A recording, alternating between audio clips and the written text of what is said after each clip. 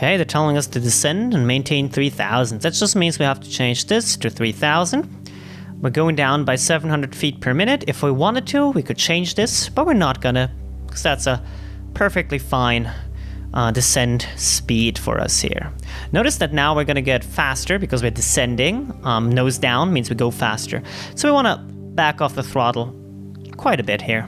No need to go over 120 knots here. We might want to work at reducing our speed at this point anyways. Alright. Turn right heading 105.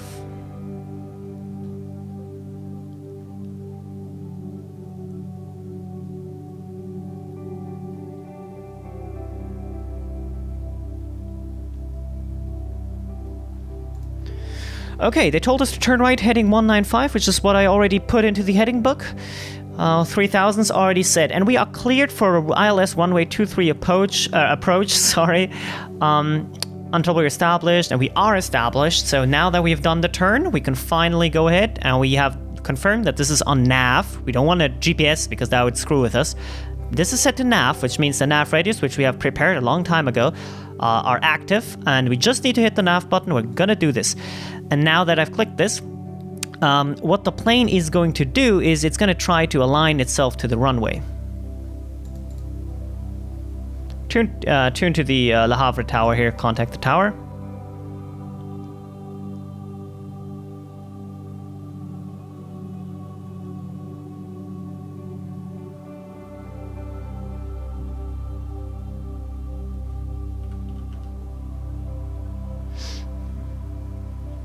Okay, they told us a pattern entry instruction, which basically is make straight in or fly straight in. Means we can just go ahead and land. So that's cool. We'll acknowledge that. This is still not a landing clearance, okay? Still something before the landing clearance, so they'll still need to clear us for actually landing. But now we know we can actually approach the airport and fly straight to the airport here.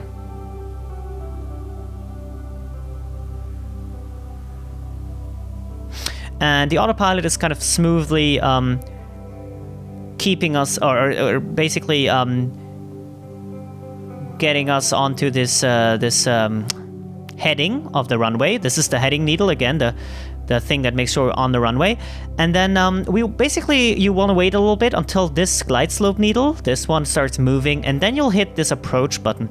And this one will mean that it will also try to keep us on the glide slope vertically. So then this will overwrite the altimeter, right?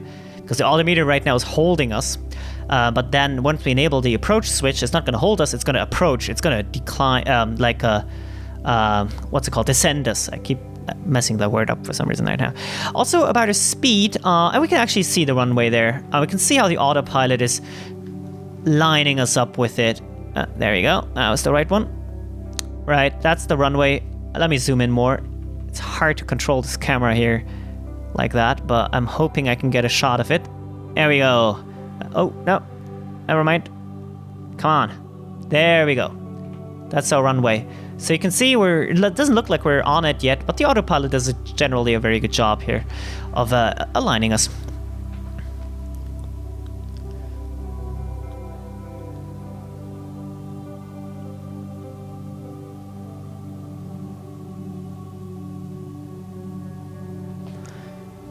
A little bit.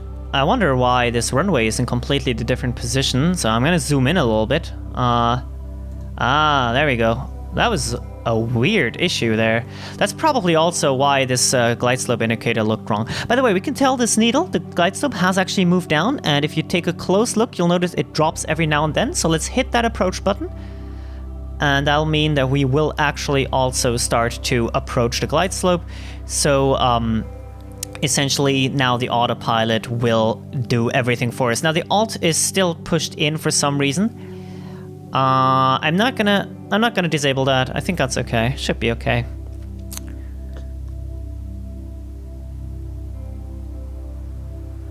So yeah, that was probably the issue with this needle before, where I was unsure about why that's set to the left and the GPS set to the right or whatever it was.